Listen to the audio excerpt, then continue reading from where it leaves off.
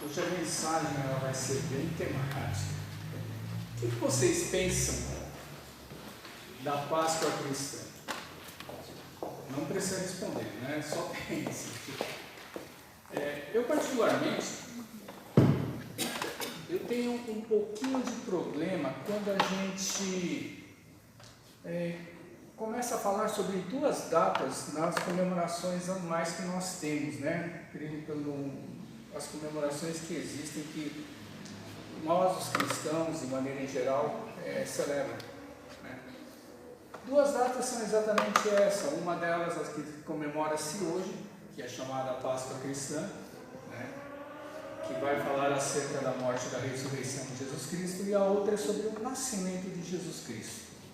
Não que esteja errado, não tem nada errado daquilo que as igrejas elas pregam e falam acerca da morte de Jesus, acerca da ressurreição, né? As igrejas evangélicas, né? As igrejas protestantes, elas trazem a ênfase sobre a ressurreição de Jesus. Não tem nada errado sobre isso aí. Tudo aquilo que eles falam é verdade pura, 100% verdade, e foi mais ou menos nessa época. Agora, uma coisa que é interessante é quando a gente começa a chegar e pensar no seguinte: Páscoa judaica, Páscoa cristã, coelhinho da Páscoa. Quando a gente começa a misturar todas essas coisas, eu particularmente eu vejo que existe um problema. E esse problema é aquilo que a gente chama de sincretismo religioso. O que é o sincretismo religioso? É você colocar dentro de uma crença qualquer coisa que não pertence a essa crença, a essa doutrina, a esse ensino. Você traz de fora, coloca dentro dessa crença, e com o passar do tempo, ela começa a fazer parte da tradição. Jesus Cristo, ele nos ensinou uma coisa, nós vamos ler esse texto, que está lá no livro de Marcos, no capítulo 14. Jesus, ele fala uma coisa acerca sobre a sua morte. Nós vamos ver no texto que ele vai chegar e vai celebrar a Páscoa, né? A Páscoa judaica. Na Páscoa judaica ele tira um pedaço daquela comemoração, daquela ceia, ele institui uma coisa que vai acontecer no futuro, depois da sua morte e ressurreição, que é a ceia, que ele instituiu como chamada da ceia do Senhor. Aliás, a ceia do Senhor ela está escrita, né, como um referencial, mas Jesus ele fala para se celebrar o ato de você comer do pão, o ato de você beber do cálice, né, para anunciar a morte de Jesus até o dia que ele volte.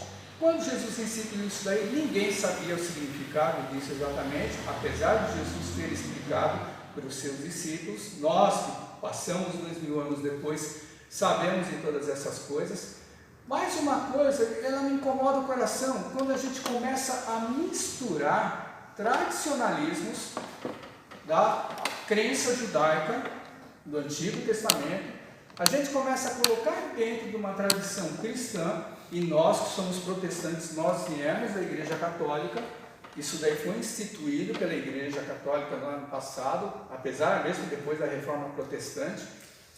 E além disso tudo, entrou uma crença pagã, unindo essas duas coisas, entrou uma crença pagã falando sobre o tal do coelho da Páscoa. Que não tem problema nenhum, é uma coisa natural. Irmãos, eu vou falar para vocês, para quem é pai, para quem é mãe, quem já teve filhos pequenos, eu tive filhos pequenos, é uma coisa muito difícil da gente chegar e controlar ou tentar ensinar a verdade para os nossos filhos. Nós ensinamos, sabe? Nós ensinamos, eu, minha esposa, a gente sempre ensinou para os nossos filhos de pequeno, mas a gente não consegue combater aquilo que a mídia, aquilo que o mundo ele coloca dentro da igreja e dentro das nossas casas. Ela vem pela televisão, ela vem pela escola, ela vem pelo comércio. Quando você sai para você fazer compra, quando você vai para o mercado, quando você vai para uma loja, você sempre vê decoração, você vê essas coisas, né? A questão até própria do Natal, que eu cheguei e falei, né? O nascimento de Jesus.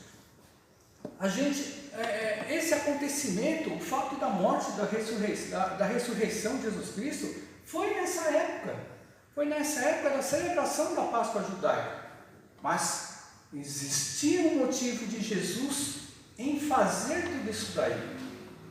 O motivo ele era espiritual, um motivo preparado por Deus já de muito tempo antes, porque foi anunciado há séculos antes de Cristo ele chegar e vir ao mundo. E ainda por cima, o evento ele caiu numa data e num momento em que praticamente o mundo inteiro ele estava dentro de Jerusalém. Então, o evento da morte de Cristo, o evento da sua ressurreição, o evento da sua ascensão, apesar de, no caso da ressurreição, no caso da ascensão de Jesus, ser visto por seus discípulos e por alguns seguidores, mas o evento da morte foi um evento que a gente pode falar que foi um evento mundial. Por quê? Porque o mundo todo estava lá dentro. Apesar de que o mundo todo eram judeus, espalhados pelo mundo inteiro. Mas foi uma coisa que assim, acredita-se ou estima-se que naquele momento da celebração da Páscoa, tinha mais ou menos 2 milhões de pessoas circulando em Jerusalém. Jerusalém era uma cidade que devia ter, se eu não me falha a memória, uma cidade onde tinha mais ou menos de 150 a 300 mil pessoas que habitavam, circulavam, passavam por ali naquela época.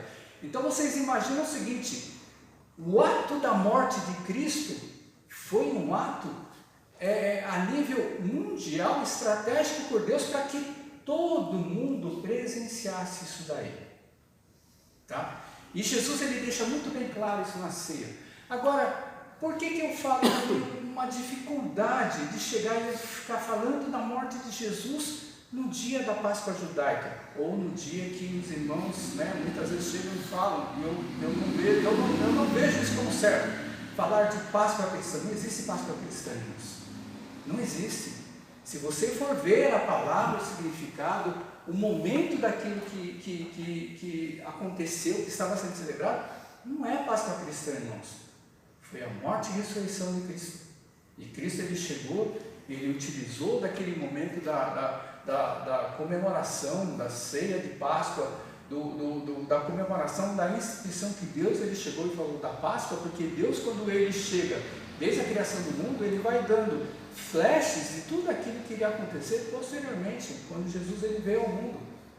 Então, aquilo que quando a gente aprende na escola, chamado de revelação progressiva de Jesus Cristo, aquele momento foi um momento, o ápice, sabe, um momento culminante de quando Jesus ele chegou e veio para cumprir todas essas coisas de Deus. Mas vamos falar um pouquinho, vamos dissertar um pouquinho mais sobre isso aí. Tudo aquilo que eu vou falar vocês já devem ter ouvido várias vezes, principalmente quem faz parte de uma igreja evangélica, ou mesmo, quem não é, quando você chega nessa época, você assiste na televisão vários filmes que falam sobre a morte, a paixão de Cristo, sobre esse momento. Ou seja, não tem quem não conheça a história de Cristo no momento da sua morte, da sua ressurreição. Mas nós vamos ler o texto de Marcos capítulo 14, ele está registrado em Mateus, ele está registrado em Lucas.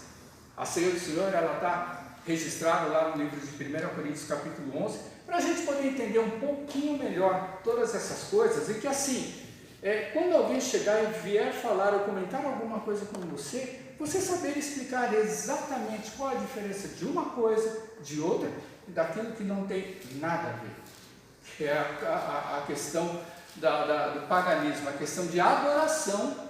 Não entrou por acaso, irmãos, esse negócio desse coelho da Páscoa, desse negócio de ovos de Páscoa, não entrou por acaso, não é uma mensagem comercial. No início, quando entrou, esse evento não foi para entrar como mensagem comercial. Hoje é uma mensagem comercial, porque se vende, apesar de toda a crise que nós estamos passando por causa da pós-pandemia, já saiu nos noticiários que mesmo todo mundo estando sem dinheiro, aumentaram as vendas de Páscoa em mais de 10% do que o ano passado. Então, o evento comercial é agora, nesse mundo moderno que nós vivemos. Mas o passado, quando criou, foi exatamente para chegar e enganar a crença que nós temos acerca da ressurreição e da morte de Cristo. Voltando a falar sobre a morte de Cristo, sabe por que eu acho estranho quando a gente chega e fala nessa época, nessa data, sobre a morte de Cristo? Eu particularmente, em todo o tempo, eu já tenho 25 anos que eu já sou levantado como pastor de igreja, e uma boa parte de todo esse tempo aí eu dirigi o ministério. Foram raras as vezes que eu particularmente, na época de Páscoa, eu preguei sobre a morte de Cristo, e na época de Natal eu preguei sobre o nascimento de Jesus. Por quê? Eu não quero que essas coisas fiquem fixadas por causa das pessoas lá fora no mundo. Jesus, ele nunca falou que a gente tinha que se importar com o seu nascimento. Existe uma passagem lá no livro de Lucas, só para vocês entenderem por que às vezes eu fico com o pé atrás em algumas coisas. Existe uma passagem lá no livro de Lucas, capítulo 11, se não me engano, quando Jesus ele chega e expulsa um homem, rapaz, endemoniado, que estava mudo, ou seja, ele não era mudo por uma deficiência orgânica, biológica. Ele era mudo porque tinha um demônio dentro dele. Jesus expulsou o demônio. Aí os fariseus eles chegaram e falaram, não, é porque ele é do diabo, ele é enviado de Satanás. E Jesus falou, tem alguma coisa errada, porque Satanás ele não pode estar dividido contra si mesmo. Como é que ele chega e ele age na vida de um, e ele mesmo chega e vem e cura, né? Ou seja, né, um reino dividido não pode subsistir. E Jesus ele chegou e provou, falando através da palavra de Deus, que ele era e fazia e curava, porque ele era filho de Deus, o enviado do Senhor, o Messias, aquele que veio para salvar o mundo. E aí Jesus ele começa a explicar, falando acerca dos demônios, quando eles entram na casa ou entram no coração de uma pessoa. E depois que ele explica, fala lá dos demônios, fala lá da legião, uma mulher se levanta do meio da população, daqueles que estavam ouvindo Jesus, chegou e falou, bem-aventurada a mulher que te gerou e que te amamentou. E Jesus chegou e falou, mais bem-aventurado é você ouvir a palavra de Deus e guardar no seu coração. Então, olha só, Jesus, ele nunca falou para a gente chegar e se importar com o seu nascimento. E a mesma coisa, Jesus, ele nunca falou para a gente comemorar a sua morte. Olha só que coisa, mas não está escrito isso na Bíblia? Não está escrito exatamente dessa maneira. Jesus ele não falou para a gente comemorar a sua morte. Quando a gente comemora a morte, é como se estivesse comemorando um aniversário de nascimento. É só você lembrar de algum parente, um amigo, que você já perdeu há alguns anos. Chega naquele determinado dia, em todos os anos, no mês, você lembra da pessoa. Ou seja, é uma coisa que você traz somente naquela ocasião. Jesus ele chega e fala para a gente lembrar da morte dele sempre. Quando ele fala que sempre isso aí?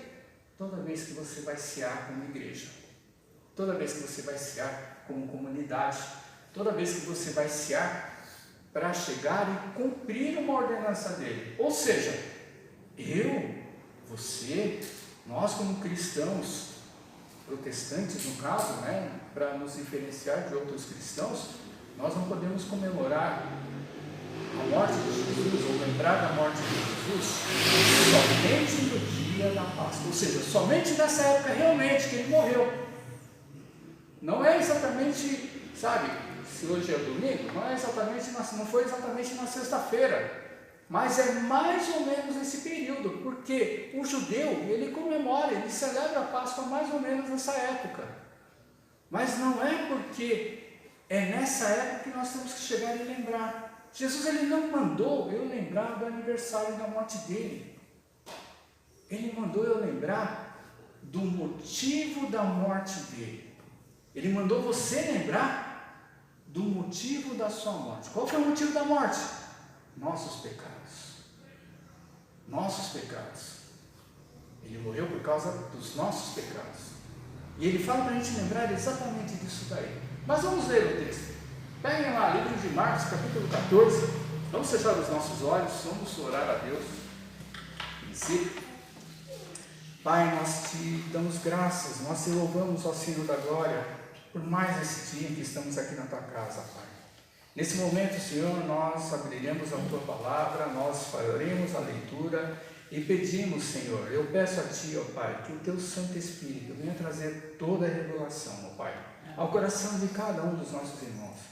Que nenhum de nós, ó Pai, nenhum dos irmãos que estão aqui presentes, Senhor, venha sair confundido da Tua casa, mas venha sair, ó Pai, com a mente esclarecida, com o coração aberto, com o coração, Senhor, recebendo da Tua sabedoria, da Tua revelação, ó Pai, para que todos nós, Senhor, possamos cada vez mais nos firmar da Tua palavra e que não venhamos a ser enganados, ó Pai, por falsas doutrinas, por falsos erros, por ensinamentos que muitas vezes podem nos afastar e nos desviar da comunhão que o Senhor quer ter com cada um de nós, ó Pai.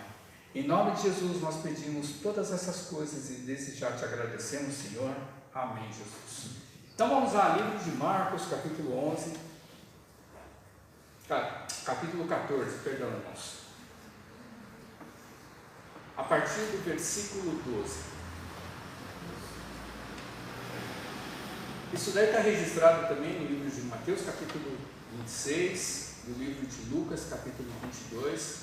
O livro de João, ele não cita esse momento, ele fala acerca daquilo que Jesus ele tinha predito que iria acontecer com ele, do momento pós-ceia, né, pós-ceia de Páscoa, mas, os três evangelhos, eles são praticamente unânimes, eles falam praticamente a mesma coisa, tá? Sobre essa passagem que nós vamos ler. Então vamos lá, no versículo 12 do capítulo 14 de Marcos, diz assim: E no primeiro dia da festa dos pães asmos, quando se fazia o sacrifício do cordeiro pascal, disseram-lhe seus discípulos: onde queres que vamos fazer os preparativos para comeres a Páscoa? E então enviou 2 dos seus discípulos, dizendo-lhes: Ide à cidade, e vos sairá ao encontro um homem trazendo um cântaro de água. Seguiu e dizei ao dono da casa, onde ele entrar, que o mestre pergunta: Onde é o meu aposento no qual hei de comer a Páscoa com meus discípulos? E ele vos mostrará um espaçoso cenáculo mobiliado e pronto, ali fazeis preparativos. Saíram, pois, os discípulos, foram à cidade, e achando tudo como Jesus lhes tinha dito, prepararam a Páscoa. Ao cair da tarde, foi com os 12, e quando estavam à mesa e comiam, disse Jesus: Em verdade vos digo que um dentre vós, o que come comigo, me trairá. E eles começaram a entristecer-se e a dizer-lhe, um após outro: Porventura sou eu? E respondeu-lhes: É um dos 12 o que mete comigo a mão no prato. Pois o Filho do Homem vai, como está escrito a seu respeito. Mas ai daquele por intermédio de quem o Filho do Homem está sendo traído. Melhor lhe fora não haver nascido. E, enquanto comiam, tomou Jesus um pão, e abençoando-o, partiu e lhes deu, dizendo: Tomai, isto é o meu corpo. A seguir tomou Jesus um cálice, tendo dado graças, o deu aos seus discípulos, e todos beberam dele. Então lhes disse: Isto é o meu sangue, o sangue da nova aliança derramado em favor de muitos.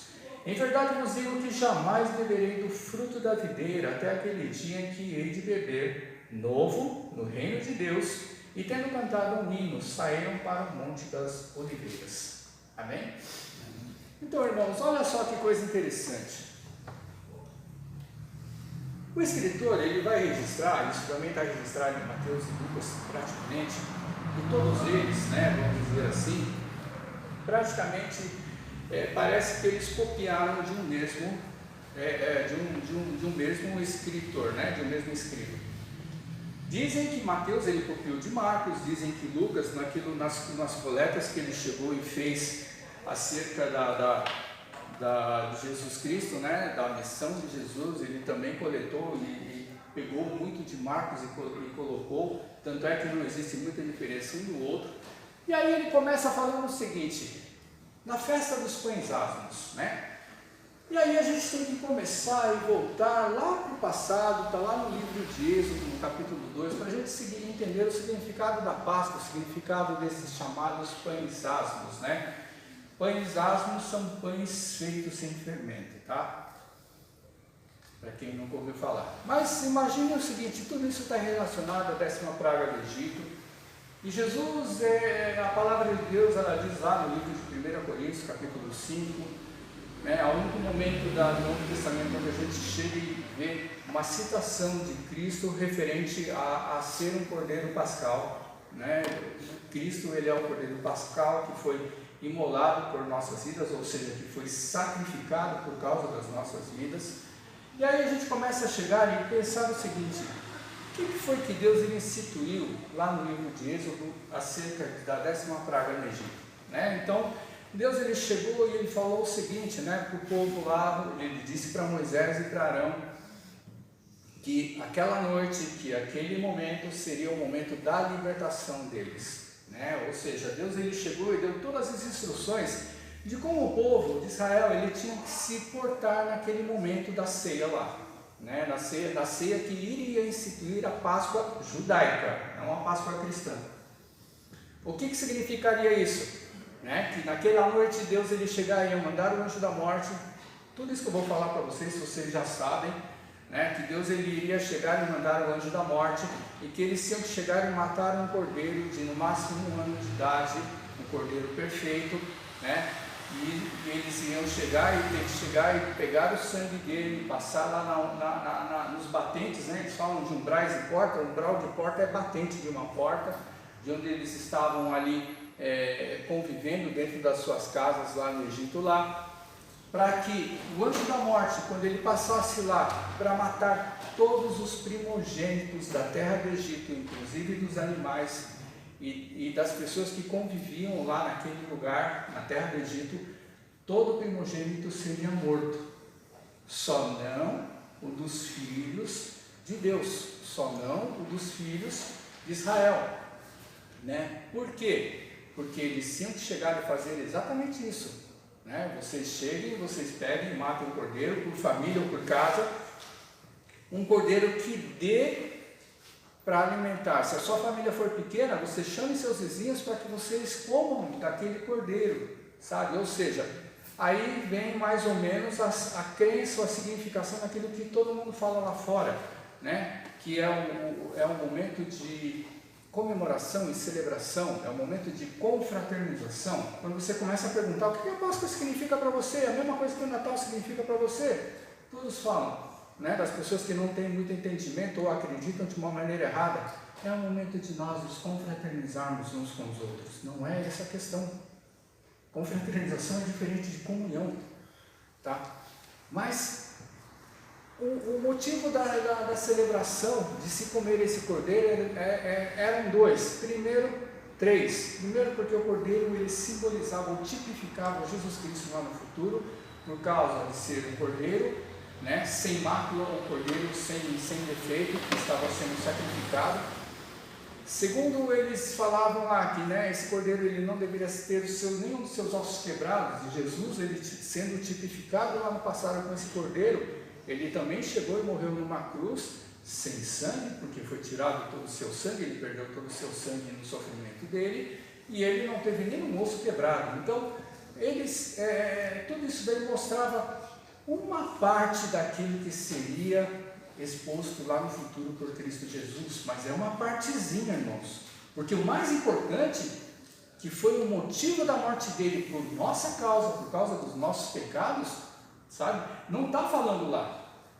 Ah, mas chega e fala que é o momento da libertação, vocês têm que chegar, e Deus ele deu uma ordem, vocês cheguem e vocês se alimentem vestidos, com as malas prontas, com os sapatos, com as sandálias calçadas no pé, como se você tivesse que sair correndo. E aí a celebração dos pães asmos, muitos falam, né, que é a verdade. Por que o pão sem fermento? Né? Para que não exista a tal da mistura que possa chegar e trazer algum tipo de fermentação, ou seja, é o danado do sincretismo religioso que muitas vezes a gente chega e fala que assim, o costume que às vezes entra dentro da igreja, por hora é uma coisa inocente, não vai tirar ninguém da sua fé, da sua doutrina, da sua crença, mas com o passar do tempo, aquilo começa a trazer outro simbolismo, outro significado. O pão sem fermento, ele não mostra somente isso aí, Você já comeu pão sem... Por que você põe o fermento no pão? Lógico, para ele ficar mais leve, né? Quando você está fazendo a massa. Mas além do fermento ele chegar e agir no pão para ele ficar mais leve, para ele ficar mais saboroso, mais macio, menos pesado na hora que você come, existe um tempo de levedura. O fermento ele não vai fazer uma ação no mesmo instante, demora pelo menos 1, 2, 3 horas para ele chegar e agir dentro de toda a massa para que esse pão venha ficar gostoso, né? Então o significado do pão também sem esse fermento é o quê? Deus ele chegou e falou, você coma rapidamente, porque você vai sair apressadamente daqui da terra do Egito. Na hora que Faraó der a ordem para que você chegue e saia, você tem que sair correndo. Não vai ter esse negócio de chegar quando você faz a mudança, por exemplo, de uma casa de um lugar para outro, você chega e você fica pelo menos uma semana para você arrumar as coisas para você sair. Não, naquele tempo lá, quando Deus instituiu essa 10ª praga, foi para que o povo saísse correndo do Egito. Por que Deus quis assim? Não importa, irmãos. Tinha que sair correndo, porque era o momento da libertação.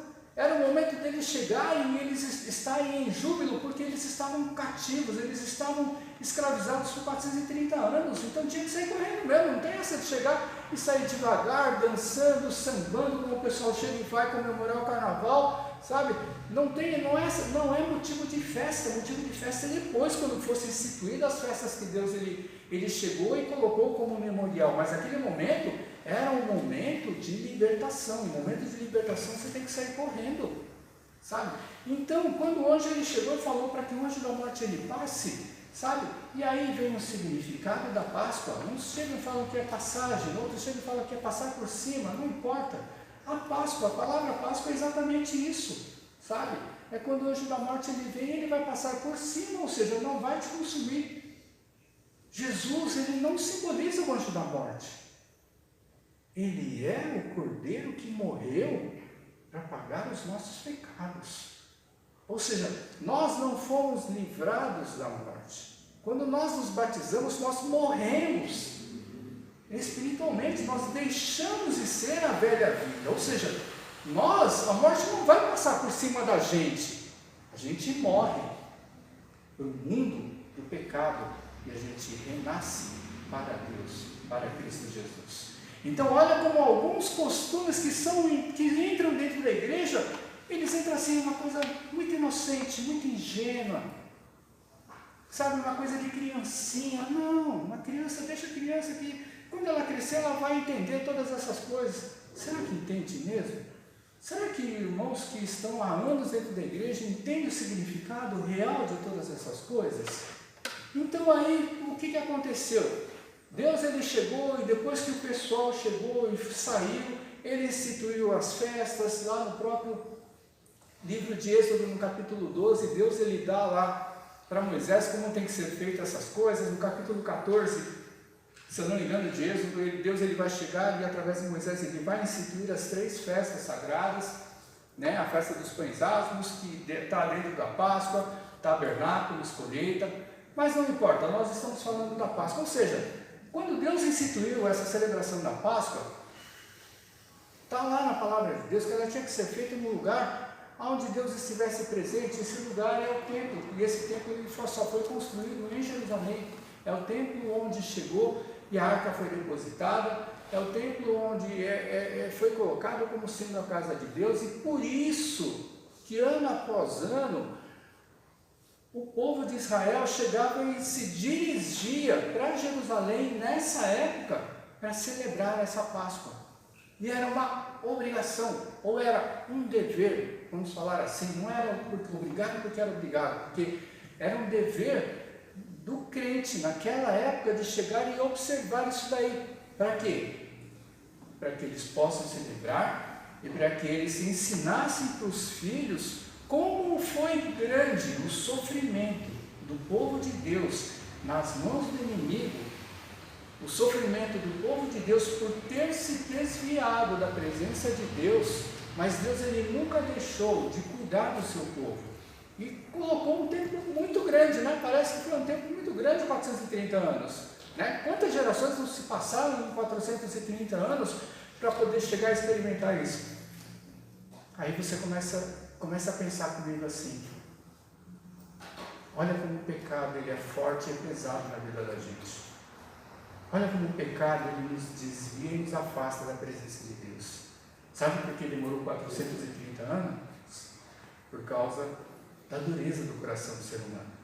Por causa da dureza do nosso coração. Então, irmãos, a gente se libertar de pecado não é uma coisa fácil, irmãos. Jesus é o único que nos liberta.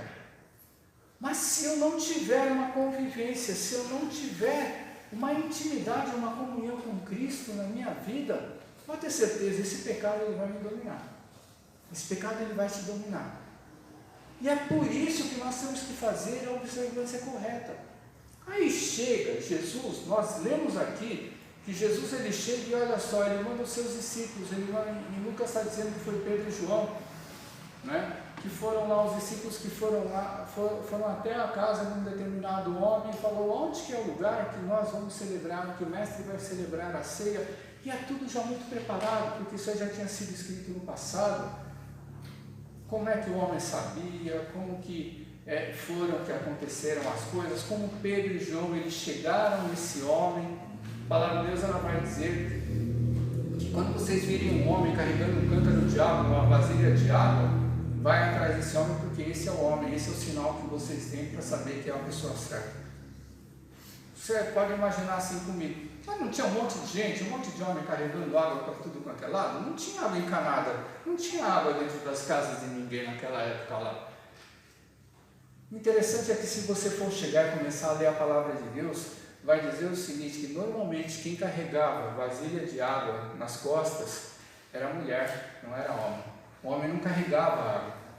Então, era uma coisa assim, fora do normal, fora do comum. E por isso que Pedro e João chegaram na pessoa certa, eles fizeram a pergunta que Jesus mandou fazer, nós lemos aí, e ele chegou e mostrou uma sala, né? O cenáculo é uma sala, um aposento de uma casa, preparada especialmente para isso daí, no caso. E você imagina o seguinte: naquela época, Jerusalém, na época da Páscoa, estava assim de gente. Então, olha só como são as coisas de Deus. Todas as coisas que Deus ele fala e prepara, acontecem da maneira que Deus ele quer. Então, você imagina o seguinte: se Jesus não fosse Jesus, se Jesus ele não fosse aquele homem que foi enviado por Deus, ou seja, o próprio Cristo, sabe? Quando ele deu essa ordem, lógico que não iria acontecer. Vocês imaginam o seguinte: nessa cidade mesmo, quando teve lá, quando estava em construção a fábrica aí de celulose, tinha lugar para a pessoa ficar, tinha hotel, tinha hospedagem, tinha pousada? Não tinha. Sabe por que não tinha, irmãos? Que eu sei, eu moro em Bauru. Bauru estava socado de funcionário que trabalhou na construção da fábrica aqui, porque não tinha hospedagem aqui. Então você imagina no momento de Páscoa, lá em Jerusalém, como estava lotada a cidade, mas tinha um lugar preparado por Deus. E quando Deus ele age, aí a gente começa a pensar o seguinte: quando você está no propósito de Deus, e Deus te falou alguma coisa, acredita e creia no seu coração, porque quando Deus fala, vai acontecer, em nome de Jesus. Então esse lugar preparado, eles foram lá e prepararam da maneira como estava lá, que era a ceia da Páscoa. Jesus ele chegou e falou lá com seus discípulos, eles estavam ceando. Qual é o alimento? Primeiro tem esses pães asmos, esses pães sem fermentos, que irmão, pão sem fermento é duro para danar, pesa pra caramba no estômago de qualquer um. Ervas amargas. Quem gosta de erva amarga, gente? Ninguém. Todo mundo gosta de coisa doce ou coisa salgada. Quem vai comer coisa amarga? Por isso que eu falo, não era momento de confraternização. E nós, né, a gente entra Irmãos, é sempre bom a gente estar uns com os outros, quando para a gente chegar, estar em comunhão. Não para confraternizar no caso de uma festa que não existe, que não é essa festa, sabe? Mas, e tinha um cordeiro que eles tinham que comer. E olha só que interessante, a parte de tudo isso, Jesus ele faz uma declaração dizendo que aquele que me trai está aqui na minha mesa comendo juntamente conosco. Ou seja, Olha só que interessante, na ceia que Jesus instituiu, não estavam somente as pessoas puras, entre aspas, estavam todos aqueles que eram seguidores de Cristo, ou seja, o traidor estava lá no meio, Judas estava lá no meio, lá participando da ceia. Mas amém, não é o motivo do assunto agora. Mas vocês pensem o seguinte, lemos ali, enquanto eles comiam, Jesus ele chegou, não falou nada de cordeiro, não falou nada da carne, ele chegou e falou, pegou um pedaço de pão, partiu, deu para todos, tomai e comei, isso é o meu corpo, que é repartido entre vós. Olha só que interessante, vocês acham, se vocês estivessem lá naquele lugar, vocês iam entender o que Jesus falou? Na hora que ele partiu o pão e deu para todo mundo comer? Irmãos, eles já estavam ceando, eles já estavam quase com a barriga cheia, provavelmente. Mas ele chegou e pegou um pão, partiu e falou, tomai e comer, isso é o meu corpo. Na hora ninguém entendeu absolutamente nada, com certeza. Aí depois ele chega e pega o cálice, bebei esse cálice, porque essa nova a gente coloca na Bíblia, né? Ela está na Bíblia entre colchetes lá, porque diz lá que nos melhores manuscritos não está escrito. Em Lucas ele diz a nova aliança, Mateus e Marcos não está. Mas é a última aliança que Deus ele fez com o homem através de Cristo Jesus. Aí eu chego e eu vou falar para vocês aquilo que está lá em 1 Coríntios capítulo 11, versículo 26.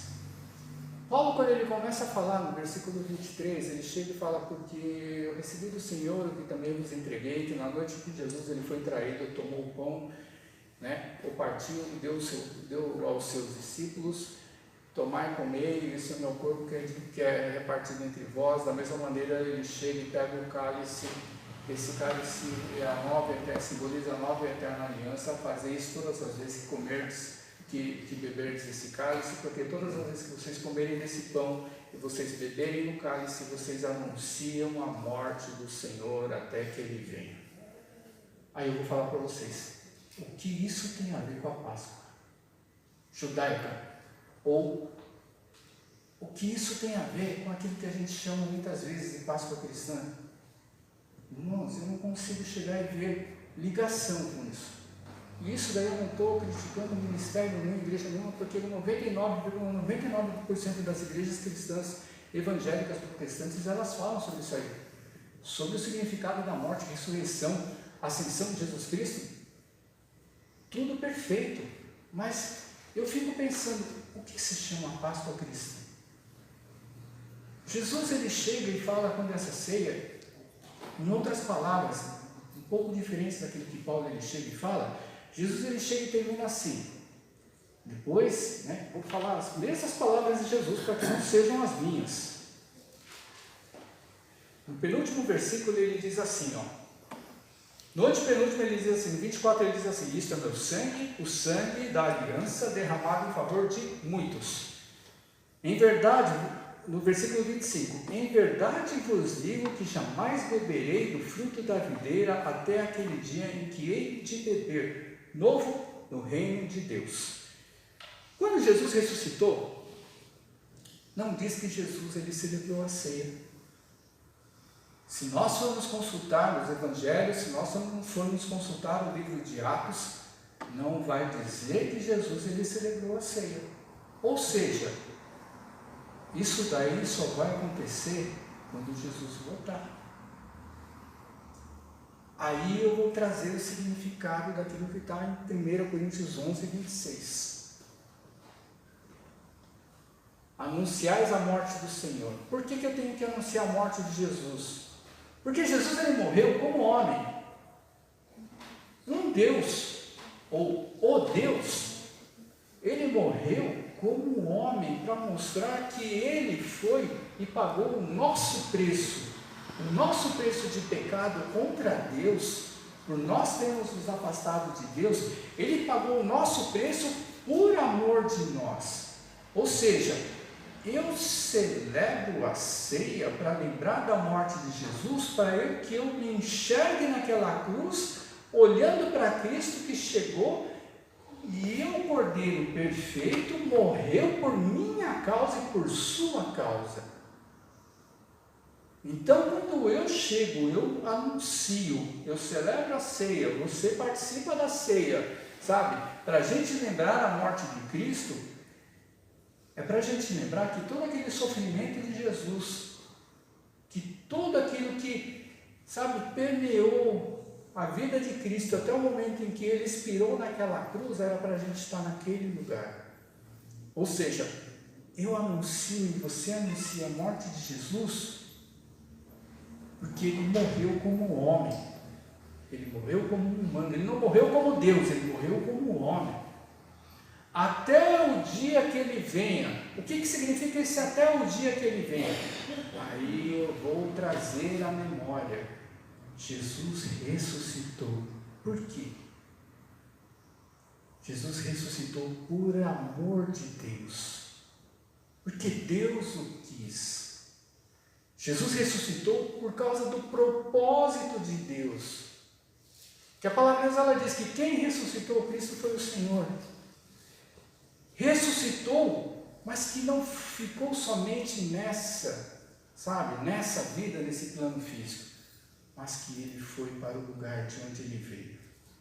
Vivo, não morto, como Lázaro e como muitos que ressuscitaram e morreram novamente. Mas Ele foi para o céu vivo.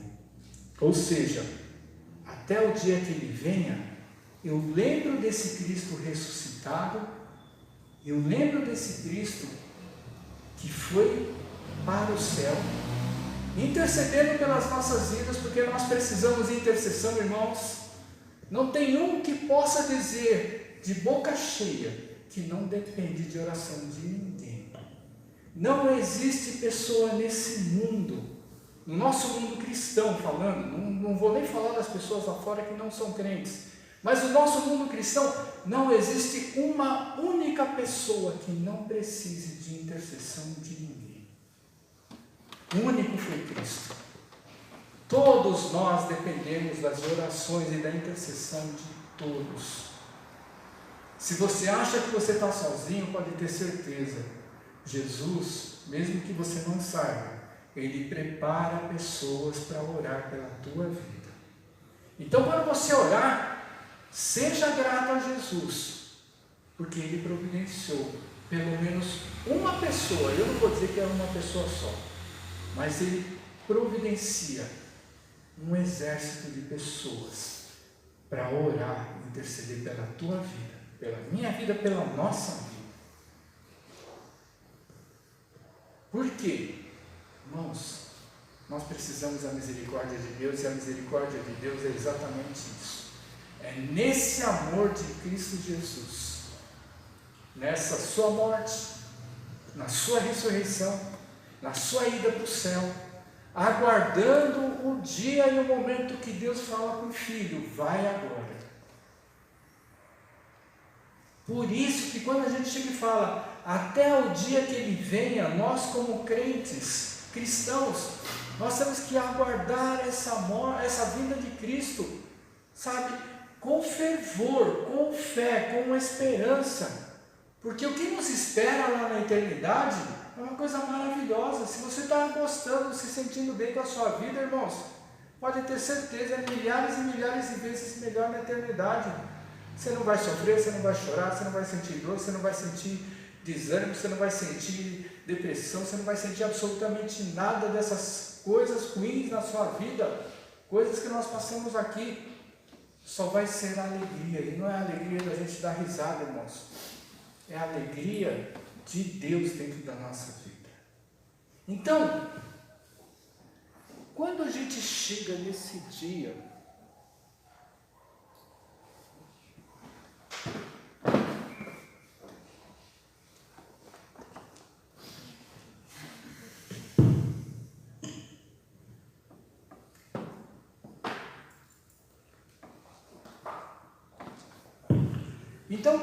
chega nesse dia, irmãos, temos que lembrar sim da morte de Cristo, da sua ressurreição, mas não lembrar do sentido e do significado de nós comemorarmos um aniversário quando chega isso daí. A gente tem que chegar em toda vez que nós participarmos dessa ceia, nós temos que estar lembrando disso daí. Nós temos que estar anunciando para nós, anunciando para a igreja, anunciando para o mundo. Não é uma única data separada, sabe, no ano para se fazer isso daí. E Paulo, ele vai mais além. Abra lá comigo lá no capítulo 8 de Romanos, versículo 35. Paulo, ele vai mais além. Ele vai dizer que isso daí é todo dia. Por que todo dia? Irmãos, todo dia, a morte que nós vamos ler agora, que nós enfrentamos, não é a morte somente da perseguição por sermos cristãos, da perseguição que sofremos normalmente do nosso dia.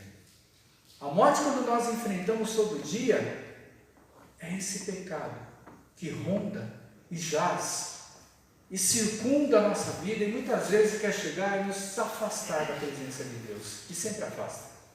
Olha só, vamos ver, para nós encerrarmos, Romanos capítulo 8, a partir do versículo 35. Vamos ler a mesma versão que está aí. Quem nos separará do amor de Cristo? Tribulação, angústia, perseguição, a fome, nudez, perigo, espada. Como está escrito: por amor de ti, somos entregues à morte todo dia. Somos reputados como ovelhas para o matadouro. Mas em todas estas coisas somos mais do que vencedores por aquele que nos amou. Porque estou certo de que nem a morte, nem a vida, nem anjos, nem principados, nem potestades, nem presente, nem porvir, nem altura, profundidade, nem alguma outra criatura poderá nos separar do amor de Deus que está em Cristo Jesus, nosso Senhor. Olha que declaração que Paulo ele faz, é uma declaração extremamente forte. Irmãos, não pode ter nada nesse mundo que vá te afastar do amor de Jesus Cristo, nosso Senhor e nosso Deus, da sua presença. Quem vai te separar disso daí? Você pode ter certeza, irmãos, não é Jesus que vai te separar disso daí não, porque tudo isso que ele chegou e falou acerca de Cristo, ou seja, não tem nada, ele citou todas as coisas, não tem gente, não tem anjo, não tem principado, não tem potestade, ou seja, não tem diabo nenhum que vai conseguir te afastar do amor de Cristo Jesus. A única coisa que vai fazer você se afastar de Jesus é o seu eu. Ou seja, somente o nosso eu que pode nos afastar, porque Jesus, por ser maior do que qualquer tipo de ser que exista nesse mundo, material ou espiritual, não tem ninguém que é mais poderoso do que Cristo Jesus na nossa vida. Ou seja, a única coisa que você tem que chegar e você lutar contra você mesmo, porque todas as outras coisas, Cristo já deu a vitória para as nossas vidas naquela cruz. Ele já nos deu e nos diz que nós somos mais do que vencedores. Então, quando você chegar e ler que nós somos mais do que vencedores através de Cristo Jesus, é porque não tem nada que possa te separar desse plano de Deus que está em Cristo Jesus para as nossas vidas. É só o nosso eu. Essa é a nossa luta, essa é a tua luta. A gente, você, todos nós somos enviados à morte todo dia. Nós enfrentamos a morte todo dia. Qual é a morte? Não é a morte provável que nós temos lá na nossa vida, no nosso dia a dia, no seu trabalho, quando você atravessa uma rua, sabe? Que quase sempre, ou quase que todas as vezes, se você fazer a sua parte de vigiar, você vai evitar. Mas é a morte que pode te afastar de Cristo Jesus, que é só você. Ou seja, nós não conseguimos, por nós mesmos, nós não conseguimos dominar o pecado que age sobre a nossa vida. Mas, quando você entrega para Jesus, quando você deixa Jesus agir na tua vida, pode ter certeza, irmãos, na primeira, na segunda, na terceira, você pode talvez não conseguir. Mas se de coração você deu para Jesus, Ele vai te libertar, porque Ele é Deus, porque Ele te ama, porque Ele é Senhor, e porque tudo aquilo que Ele sofreu, por amor de você, Ele sofreu porque tem um propósito. Ele quer te levar para o céu, em nome de Jesus. Amém? Amém? Então, irmãos, essas são as minhas palavras acerca daquilo que, sabe, eu penso e que eu vejo dentro da palavra de Deus acerca desse negócio da Páscoa cristã. Páscoa cristã não existe. Existe a Páscoa judaica. Existe o Senhor, que viveu por nós, morreu por nós, ressuscitou por nós, foi levado aos céus, e Ele vai voltar um dia. Esse Senhor, sim, é o que nós temos que guardar, amar, nos esforçar para seguir. Vamos conseguir? Pode ser que algumas vezes nós não venhamos a conseguir. Mas se você deu a sua vida de coração para Cristo, irmãos, pode ter certeza, Ele vai fazer de tudo. Só não perca a sua fé. Não perca a sua esperança. Não perca o seu amor. Porque Jesus, na hora certa, Ele vai agir na tua vida e vai te abençoar. Porque Ele é Deus. Ele é Senhor e Ele te ama em nome de Jesus. Amém?